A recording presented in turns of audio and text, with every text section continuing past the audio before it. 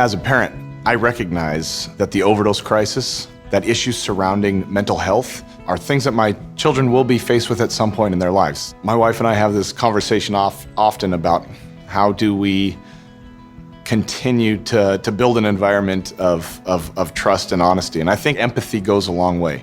So much of the moral judgment comes from a lack of understanding. And I do think that's where we have an opportunity to progress the conversation forward and make it more of a healthy conversation, more of one where we're open to listening, we're emotionally available.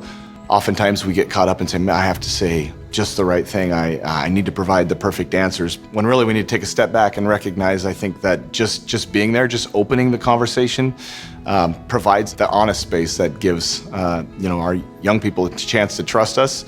Sometimes we sell young people short and thinking that they're not ready to have that conversation. I think young people are, and I think they're yearning for it. Conversations like that, difficult conversations, are where we often grow the most. It's continually providing examples to our kids, letting them know things came up in our life when I was young. This happened to me. Here's one of my experience. And I've recognized that even in my young kids, when I draw on past experience or say something that happened, kids are all ears and they want to hear about that. And so I think it starts at a young age to recognize maybe mom and dad are okay with having a tough conversation and won't think I'm crazy or being a bad kid if I tell them about something that happened.